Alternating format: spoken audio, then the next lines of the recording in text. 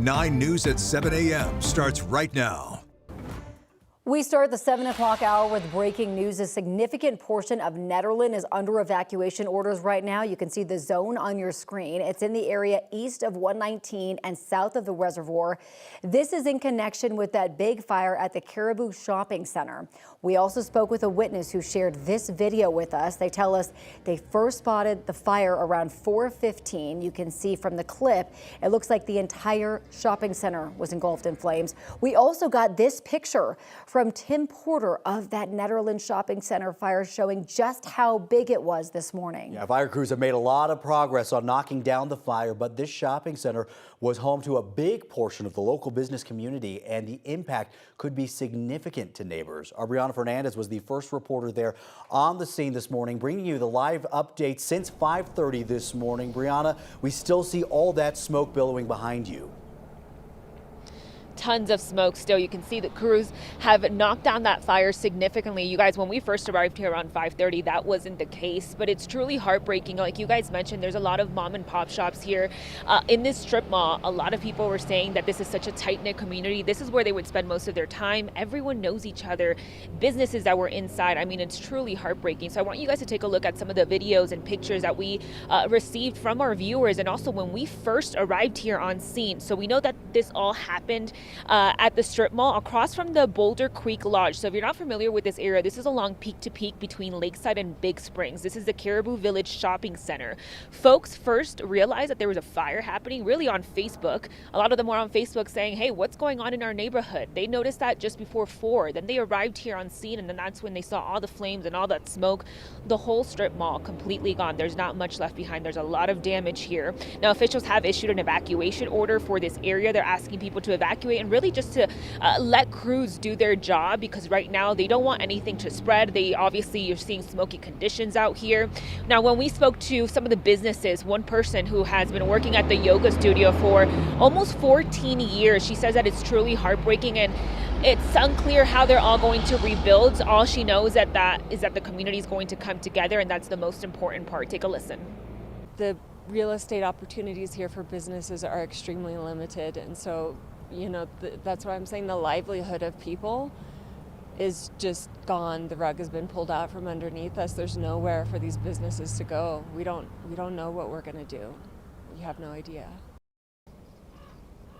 Yeah, it's really sad to hear what these folks are going through. Like I mentioned, it's a tight-knit community. A lot of people know the businesses that were inside, that have been inside for years. We know a lot of people have been asking, is a grocery store okay? I actually just spoke to someone who lives right behind the grocery store. She had to be evacuated. You're going to hear from her in the next 30 minutes, but she was telling me that the historic Caribou area in this shopping plaza is okay, as well as the grocery store, but it's the strip mall with all the businesses inside, the mom and pop shop businesses that were inside, that is completely gone. So again, you're going to hear from her in the next 30 minutes. The biggest question that we have right now is how this fire started in the first place. We know it started just before 4, but now we want to know why this happened, how this happened. So we're going to keep you guys updated. But for now, we know that there's also a lot of road closures. So I want to send things over to our traffic anchor, Erica Lopez, who's staying on top of all the road closures for you. Brianna, thank you so much for your reporting this morning. It's really tough news for everyone out there, and our hearts are certainly with them. But you're exactly right. With this fire come several closures this morning out in Nederland. Highway 119 is open. I do want to stress that. That's the main highway through the area. What I've circled here, it's just off a little bit east of Highway 119, where Brianna is right now, where that fire is active and where we have all of the closures. So Big Springs Drive is closed at Highway 119. Lakeview Drive also closed at Highway 119. And then Conger Street runs kind of right between them. It's Lakeview, Conger, and then Big Springs Drive. All of those streets surrounding where the fire is are shut down this morning, not passable, and no estimated time you can expect, I would say, things to be closed for quite some time. Travel in the metro area. These crashes have cleared from earlier this morning. Our maps just need to update. Westbound I-70 Drive between E470 and 76. Slowing by around 12 or 13 minutes. 10-minute backup on southbound 225 right now. And then your drive into Commerce City is slowing by about 7 minutes. But as far as going back to that fire out in Nederland, Katie, what are wind conditions out there for crews fighting that fire?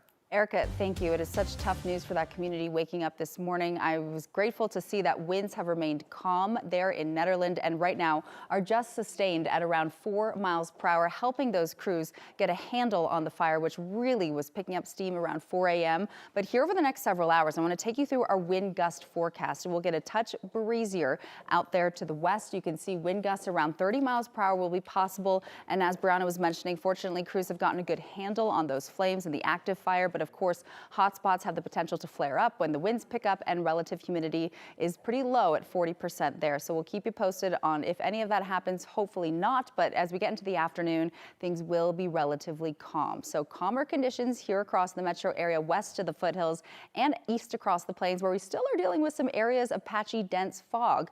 But here in Denver, it is 50 degrees right now, winds calm, and then humidity is falling.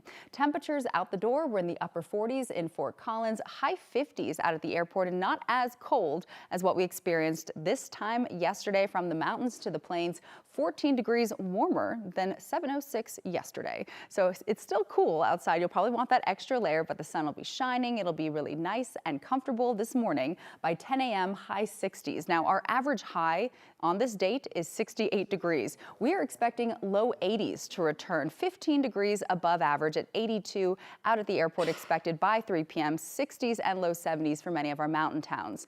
It will be a little bit cooler tomorrow, and we are bracing for some widespread precipitation. Heavy rain at times making its way into the western slope. Our southern and central mountains getting hit the hardest with the precip that we're expecting. And this will impact weekend plans if you are in and around the mountains. Staying mainly dry for the metro area, slightly cooler. And we will be talking more about just how much precipitation we'll be expecting to see in the coming days. But be prepared for wet weather in the mountains starting this time tomorrow and slightly cooler, more seasonal temperatures in the coming days, guys. Thank you. Right now, the Douglas County Sheriff's Office is warning the community about 2 separate cases of unlawful sexual contact on trails. The Sheriff's Office says in both cases, a man on an electric bike rode up behind a woman, hit her rear end, and rode off. The first happened September 25th near Amber Light Trail in Sterling Ranch. That is on the left of your screen. The second happened 5 days later at Daniels Park on the right. Deputies say they are still trying to figure out if they are connected. And if you know anything about what happened, you're asked to call the Douglas County Sheriff's Office. A quick heads up this morning. Denver police say the department's non-emergency number is still down. They are working to fix it, but it has been down since yesterday morning. If you need to report a non-emergency situation, you're asked to call Animal Protection instead, and then you will be rerouted to DPD. That number is 720-815-2360. Emergency 911 calls should not be impacted. Heads up, Halloween fans. Denver officials are warning about fake events popping up online now. One bogus listing, Halloween Wonderland, asks for payment before revealing a location. The event has not been approved by the city or verified to be legitimate by police. Police say to watch out for scams that want credit card information or hide key details. If you spot a fake, please report it to Denver Police at 720-913-6752.